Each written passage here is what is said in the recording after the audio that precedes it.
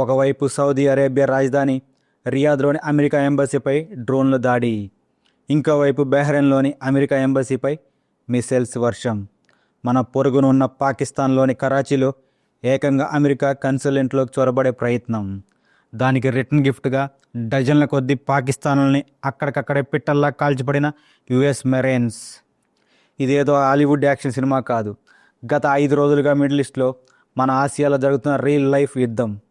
పరిస్థితి ఎంత దారుణంగా ఉందంటే ఎవరి మీద ఎవరు బాంబులు వేసుకుంటున్నారో, ఎవరి జట్లు ఎవరు కూల్చుకుంటున్నారో కూడా అర్థం కాని గందరగోళం. నిన్నటికి నిన్న కువైట్లో అమెరికా మిత్ర దేశాలే పొరపాటున 3 అమెరికన్ ఫైటర్ జట్లని కూల్చేశాయంటే అక్కడ టెన్షన్ ఏ స్థాయిలో ఉందో అర్థం చేసుకోండి. దీనంతటికి సైనిక భాషలో ఫాగ్ ఆఫ్ వార్ అంటారు. కానీ ఇదంతా ఒక ఎత్తైతే ఇరాన్ వేసిన ఒక మాస్టర్ స్కెచ్ ఇప్పుడు ప్రపంచాన్ని వణికిస్తుంది. ఆ స్కెచ్ సక్సెస్ అయితే రేపు ఉదయం మీరు పెట్రోల్ బంక్ వెళ్ళేసరికి లీటర్ పెట్రోల్ ధర దాదాపు 200 రూపాయలు దాటినా ఆశ్చర్యపోనక్కర్లేదు. ఇరాన్ వేసిన ఆ స్కెచ్ ఏంటి? అసలు యుద్ధం ఎటు దారి తీస్తుంది? డొనాల్డ్ ట్రంప్ రివెంజ్ ఎలా ఉండబోతుంది? ఈరోజు మనం దీని గురించి వివరంగా మాట్లాడుకుందాం. మిడిల్ ఈస్ట్ సంక్షోభం ఇప్పుడు ఒక దేశం 2 దేశాల మధ్య ఫైట్ లాగా లేదు. ఇది గ్లోబల్ ఎకనామీని శాసించే స్థాయికి వెళ్ళిపోయింది. ఈరోజు నేను మీకు చెప్పబోయే విషయాలు వింటే మీకే అనిపిస్తుంది మనం ఎంత ప్రమాదపు అంచున నిలబడి ఉన్నామో అని. ఇక అసలు మ్యాటర్లోకి వెళ్తే, బహ్రెయిన్ అనేది మిడిల్ ఈస్ట్లో ఒక చిన్న ద్వీపదేశం. కానీ అమెరికాకు అది చాలా కీలకం. ఎందుకంటే అమెరికా నావికా దళానికి చెందిన 5th ఫ్లైట్ బేస్ అక్కడే ఉంది. ఇరాన్ స్టేట్ మీడియా ఏం చెబుతుందంటే, మేము బహ్రెయిన్లోని షేక్ ఇసా ఎయిర్ బేస్పై డ్రోన్లు మిసైల్స్తో దాడి చేశాం, అక్కడున్న కమాండ్ సెంటర్ని, ఫుయల్ ట్యాంకుల్ని నాశనం చేశామని. ఇది నిజమేనా అంటే అవును, దాడి జరిగిన మాట వాస్తవమే. కానీ వాళ్ళు చెబుతున్నంత డ్యామేజ్ జరిగిందా అంటే ఖచ్చితంగా లేదు. ఎందుకంటే అమెరికా దగ్గర ఉన్న టెక్నాలజీ, ఇన్ఫ్రాస్ట్రక్చర్కి ఇలాంటి దాడులు జరిగితే 48 నుంచి 72 గంటల్లో తిరిగి ఆ ఎయిర్ బేస్ని ఆపరేషనల్ చేసే సత్తా వాళ్ళకి ఉంది. కానీ అసలు కథ ఇక్కడ లేదు. ఇరాన్ చేసిన ఆ ఒక్క పని అమెరికా సార్వభౌమాధికారాన్ని డైరెక్ట్గా గెలికింది. అదే సౌదీ అరేబియా రాజధాని రియాద్లోని అమెరికా ఎంబసీ మీద దాడి. ఒక్క విషయం మీరు అర్థం చేసుకోవాలి. మన దేశంలో ఢిల్లీలో అమెరికా ఎంబసీ ఉంటుంది కదా, ఆ ఎంబసీ ప్రాంగణం మన ఇండియాలో ఉన్నప్పటికీ చట్టబద్ధంగా ఆ స్థలం అమెరికా దేశానికి చెందినది. రేపు ఎవరైనా ఢిల్లీలోని అమెరికా ఎంబసీలోకి దూరి కాల్పులు జరిపితే అది ఇండియాపై జరిగిన దాడి కాదు, అమెరికా గడ్డపై జరిగిన దాడి. దీన్నే వియన్నా కన్వెన్షన్ అంటారు. ఇప్పుడు ఇరాన్ ప్రయోగించిన డ్రోన్లు రియాద్లోని అమెరికా ఎంబసీని డైరెక్ట్గా హిట్ చేశాయి. ఈ దాడిలో 6 అమెరికన్ సర్వీస్ మెంబర్స్ ప్రాణాలు కోల్పోయారు, 18 మంది తీవ్రంగా గాయపడ్డారు. ఇది మామూలు విషయం కాదు. దీనిపై డొనాల్డ్ ట్రంప్ రియాక్షన్ ఏంటో తెలుసా? మేము దీనికి త్వరలోనే సమాధానం చెబుతాం అన్నాడు. ట్రంప్ సమాధానం అన్నాడంటే అది చిన్నపాటి వార్నింగ్ కాదు, ఒక వినాశనానికి సంకేతం. అది ఈరోజు జరగవచ్చు, రేపు జరగవచ్చు. కానీ ఇరాన్పై అమెరికా రివెంజ్ మాత్రం చాలా భయంకరంగా ఉండబోతుంది. ఇది రాసి పెట్టుకోవచ్చు. ఒక పక్క మిడిల్ ఈస్ట్లో ఇన్ని జరుగుతుంటే మధ్యలో ఈ పాకిస్తాన్ వాళ్ళకి ఏంటి నొప్పి? కరాచీలో ఉన్న అమెరికా కన్సులేట్ గోడలు దూకి ఇరాన్ సపోర్టర్లు లోపలికి వెళ్ళాలని చూశారు.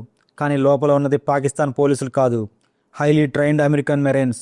వాళ్ళు ఆర్డర్ ఒక్కటే, అనుమతి లేకుండా వస్తే కాల్చి పారేయడమే. అంతే, అక్కడ బాడీలు పడగానే మిగతా వాళ్ళకి ప్యాంట్లు తడిసిపోయి పారిపోయారు. దీంతో చిరెత్తుకొచ్చిన అమెరికా పాకిస్తాన్లో ఉన్న అన్ని వీసా అపాయింట్మెంట్లని క్యాన్సిల్ చేసింది. అసలు అమెరికా చేసే తప్పు ఏంటంటే తన మీద ఎంత కోపం ఉన్న వాళ్ళకి వీసాలు ఇచ్చి అమెరికాలోకి రానివ్వడమే. ఇప్పుడైనా వాళ్ళకి జ్ఞానోదయం అయితే మంచిది. ఇప్పుడు నేను చెప్పబోయే పాయింట్ ఈ వీడియోకే హైలైట్. ఇప్పటిదాకా మనం మాట్లాడుకున్నవి బాంబులు, మిసైల్స్ అన్నీ ఎక్కడో వేల కిలోమీటర్ల దూరంలో పడుతున్నాయి. మనకేంటి అనుకోకండి. ఇరాన్ వేసిన మాస్టర్ ప్లాన్ డైరెక్ట్గా మన ఇంట్లోని వంటగది బడ్జెట్ని బ్లాస్ట్ చేయబోతుంది. ఎలాగో చెప్తా వినండి. ఇరాన్ మిసైల్స్ ప్రపంచంలోని అతిపెద్ద ఆయిల్ కంపెనీ అయిన సౌదీ అరేబియాకు చెందిన అరాకా రిఫైనరీపై దాడి చేశాయి. అది రోజుకు 5.5 లక్షల బ్యారెళ్లు ఆయిల్ని శుద్ధి చేసే అతిపెద్ద ప్లాంట్. దాడి జరగగానే ఆ ప్లాంట్ని తాత్కాలికంగా షట్ డౌన్ చేశారు. ఇది జస్ట్ శాంపిల్ మాత్రమే. అసలు ఇరాన్ ఇంటెన్షన్ ఏంటో వాళ్ళ IRGC కమాండర్ సలహాదారుడు జనరల్ ఇబ్రహీం జబారీ ఏమన్నాడంటే, ప్రస్తుతం ఒక క్రూడ్ ఆయిల్ బ్యారెల్ $81 ఉంది కదా, దాన్ని కనీసం $200లకు తీసుకెళ్తాం. ప్రపంచం ఆ ధర చూడటానికి రెడీగా ఉండండి అని ఓపెన్గా వార్నింగ్ ఇచ్చాడు. మీరు అనుకోవచ్చు వాళ్ళకు అంత సీన్ ఉందా? $81 నుంచి $200 ఎలా చేస్తారు? దానికి వాళ్ళు వాడే బ్రహ్మాస్త్రం పేరే అర్మాన్ జలసంధి. మ్యాప్లో చూడండి, గల్ఫ్ దేశాల నుంచి ప్రపంచానికి ఆయిల్ సప్లై అయ్యే ఏకైక రూట్ ఈ అర్మాన్ జలసంధి. ఈ సన్నటి దారిని ఇరాన్ ఇప్పుడు బ్లాక్ చేస్తుంది. ఈ దారి గుండా వెళ్ళే ఏ ఆయిల్ ట్యాంకర్నైనా సరే మా నేవీ, ఆర్మీ దాడులు చేస్తుంది. సముద్రం అడుగున ఉన్న పైప్ లైన్లు అయినా సరే, లేదా భూమి మీద ఉన్న పైప్ లైన్లు సరే డ్రోన్లతో పేల్చేస్తామని ఇరాన్ తేల్చి చెప్పింది. మీరు అనుకోవచ్చు, అసలు ఇరాన్ ఇలా ఎందుకు చేస్తుంది? వాళ్ళకి వేరే పని లేదా? ఉంది. వాళ్ళ ప్లాన్ ఏంటంటే, ఈ రూట్ని బ్లాక్ చేస్తే Saudi Arabia, Kuwait, UAE, Qatar ఏ దేశం కూడా తమ ఆయిల్ని నమ్ముకోలేదు. అప్పుడు ప్రపంచ మార్కెట్లో ఆయిల్కి విపరీతమైన కొరత వస్తుంది. కొరత వస్తే ఏమవుతుంది? డిమాండ్ పెరిగిపోయి ఆటోమేటిక్గా బ్యారెల్ ధర $200 రీచ్ అవుతుంది. ఇప్పుడు ఇండియా సంగతి ఆలోచించండి. మనం వాడే చమురులో 60% పైగా ఇదే రూట్ నుంచి వస్తుంది. ఒకవేళ ఇరాన్ అన్నట్లుగా బ్యారెల్ ధర $200 దాటితే రేపు మన దగ్గర లీటర్ పెట్రోల్ 180 నుంచి $200 వెళ్ళిపోతుంది. డీజిల్ రేట్లు ఆకాశాన్ని అంటుతాయి. ట్రాన్స్పోర్ట్ రేట్లు పెరిగి కూరగాయలు, బియ్యం, పప్పులు, పాలు ఏదీ వదలకుండా నిత్యావసర వస్తువులు ధరలు మండిపోతాయి. దీనివల్ల సామాన్య నడ్డి విరిగిపోతుంది. ఇది ఇరాన్ ఎకనామిక్ వార్. నా దేశంలోనికి వచ్చి నన్ను కొడతారా? మీరందరూ కలిసి అమెరికాకు సపోర్ట్ చేస్తారా? అయితే నేను మీ అందరికీ ఆయిల్ సప్లై ఆపేస్తా. అవును, మీ దేశాల్లో జనం పెట్రోల్ రేట్లపై రోడ్ల మీదకి వచ్చి మీ ప్రభుత్వాన్ని నిలదీస్తారు. అప్పుడు మీరు వెళ్ళి అమెరికా కాళ్ళు పట్టుకొని దయచేసి యుద్ధం ఆపండి మహాప్రభు అని బతిమలాడుకుంటారు. ఇది ఇరాన్ మైండ్ గేమ్. దీనివల్ల సంబంధం లేని ఇండియాతో పాటు మరికొన్ని దేశాలు కూడా ఇరుక్కుపోతున్నాయి. అయితే ఇక్కడ ఒక బిగ్ ట్విస్ట్ ఉంది. ప్రపంచం మొత్తం ఆయిల్ కోసం అల్లాడిపోతుంటే మన మిత్ర దేశం రష్యా రంగంలోకి దిగింది. రష్యా ఎనర్జీ ఏం చెప్పిందంటే, మిడిల్ ఈస్ట్ యుద్ధం వల్ల సప్లై ఆగినా ఇండియా భయపడాల్సిన అవసరం లేదు. భారతదేశ ఇంధన అవసరాలు తీర్చడానికి మేము సిద్ధంగా ఉన్నాం. భారీ డిస్కౌంట్తో క్రూడ్ ఆయిల్ సరఫరా చేస్తాం అని భరోసా ఇచ్చింది. అంటే ప్రపంచానికి ఇరాక్ షాక్ ఇస్తుంటే రష్యా మనకు అండగా నిలబడుతుంది. ఇది ఇండియాకు దౌత్యపరంగా దక్కిన అతిపెద్ద విజయం. మరి ఇరాన్ ఈ రేంజ్లో రెచ్చిపోతుంటే అమెరికా ఏం చేస్తుంది? America secretary of state mark Rubio media ముందుకొచ్చి అమెరికా టార్గెట్ ఏంటో 4 పాయింట్లు క్లియర్గా చెప్పేశాడు. పాయింట్ 1, ఇరాన్ దగ్గర ఉన్న బాలిస్టిక్ క్షిపణుల సామర్థ్యాన్ని, వాటిని తయారు చేసే ఫ్యాక్టరీని భూస్థాపితం చేయడం. ఇక పాయింట్ 2, సముద్రంలో ఆధిపత్యం చెలాయిస్తున్న ఇరాన్ నేవీని లేకుండా చేయడం.